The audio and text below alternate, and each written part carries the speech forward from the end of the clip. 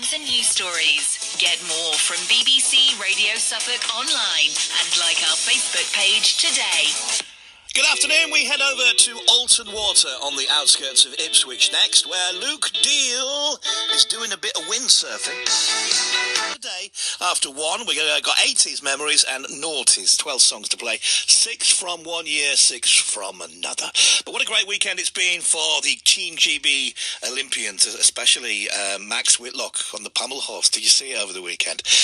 Also, amongst several medal successes of the weekend, Great Britain's Emma Wilson celebrated a bronze medal on her Olympic debut in the women's windsurfing event in Tokyo. Windsurfing, one of the more unusual sports in the Olympics. You may be wondering, how on earth do you get into windsurfing? You know, if you want to play football, it's easy. If you want to play tennis, it's kind of easy. We've sent our reporter Luke Deal to Alton Water to find out more about getting into windsurfing. Hi, Luke.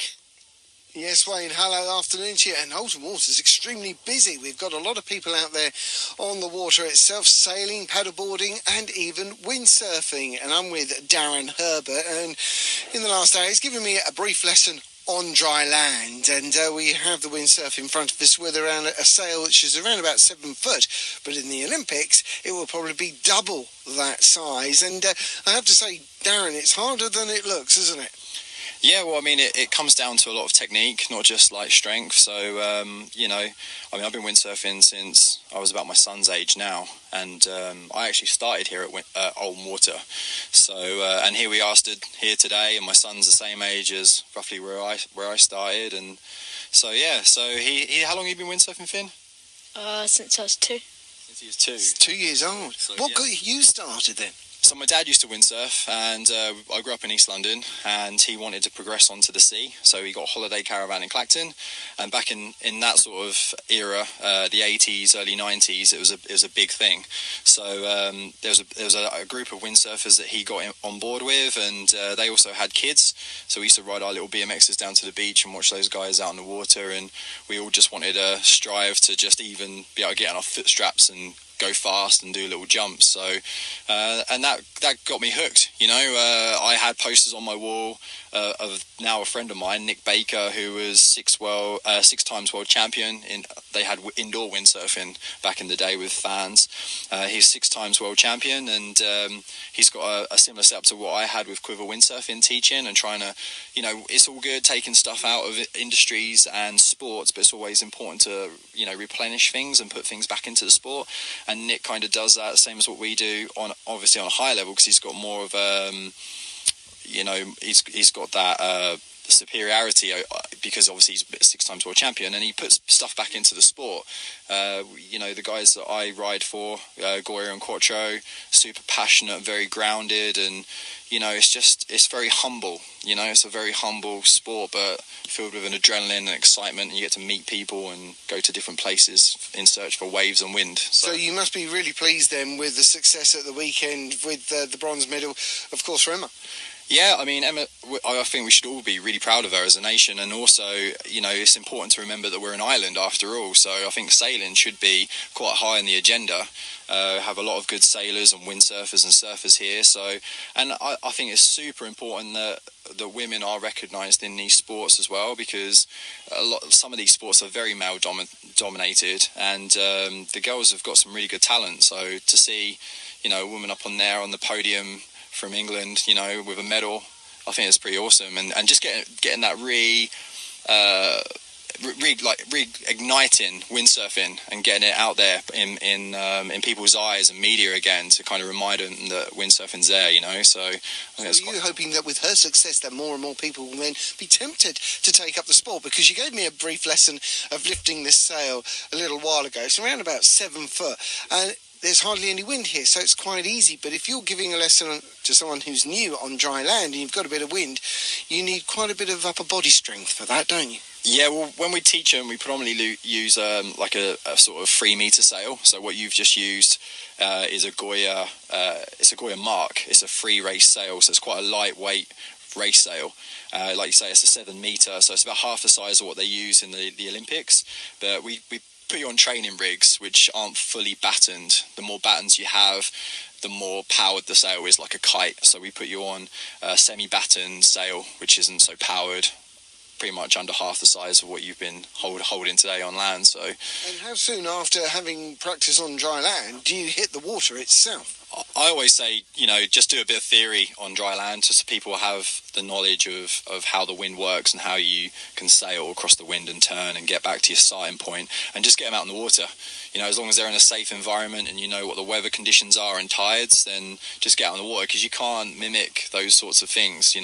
Just get time out in the water and go for it. Is Alton Water the ideal location to do windsurfing lessons? I'm just looking over your shoulder and see someone on their windsurf, and there's hardly any wind here, and he's sort of been in the same position for about the last 5 minutes. It's kind of that battle, really. If you're at the sea, obviously you've got quite some dangerous elements to the sea, haven't you? Like tides and rough seas and offshore winds. You can get blown out to sea. So there is that to it. So obviously you need to know the conditions and the environment that you're learning in.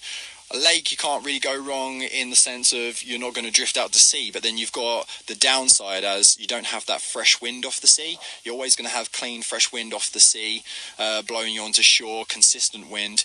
If you're at a lake, like Alton Water, for instance, we're pretty much surrounded by trees, right? So you're always going to have some wind turbulence where the wind's trying to go through the trees and over the trees. So, 1 minute you'll be moving, next minute you'll be in a patch of wind. So, but I would say, I started here, so you can't beat a lake for a safe environment, for sure. And obviously, Finn, you've been out there already this morning. What do you enjoy then about being a windsurfer? I don't really enjoy it when there's no wind, because you just drift.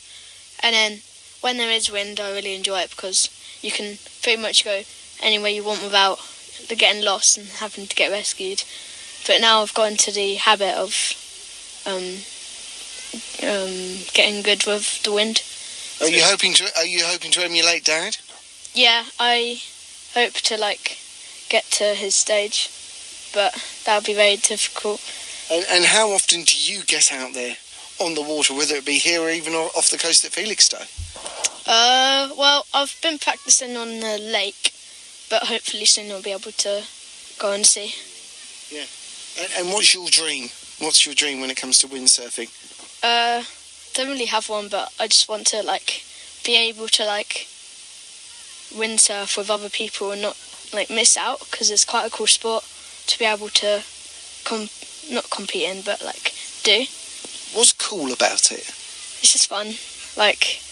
Everything. It's quite a rare sport that people don't often do.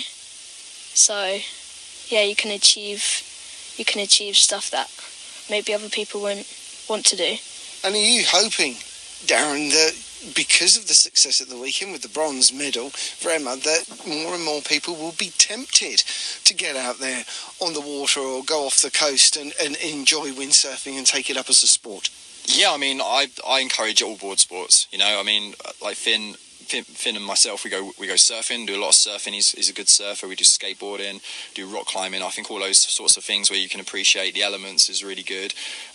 We do a lot of paddleboarding.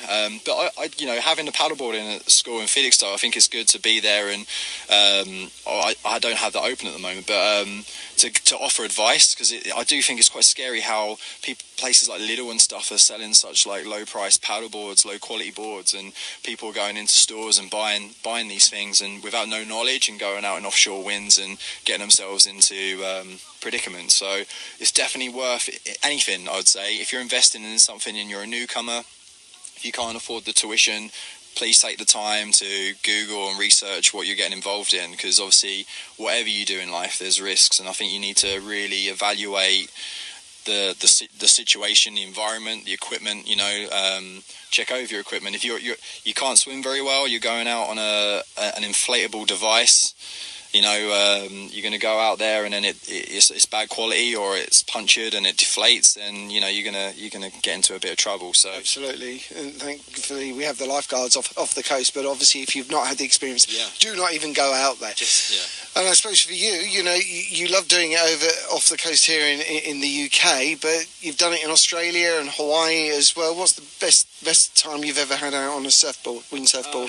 Best time, I think, is more not just conditions, it's environment. And that was because I ride for Goya and Quattro. We have a team rider meeting every year, and 2 years ago we had the meeting for the 2021 products, well, the current products that are out, and we had all team riders out from all around the world, and we had the best conditions all week, and it was just like a one big family. And that's what I think is important. You go out, have a windsurf, you share that moment together, you have some food and you reminisce about those, and they're the ones that stick in your mind, the days that you can share with each other and experience. So wonderful. Well, look, we're not going to detain you any longer. You can get out there on the water. You might not go very far because there's hardly any wind, but Darren and Finn, thank you for introducing us into the world of windsurfing, and I think you need to go to far windier climes to actually appreciate the sport, Wayne.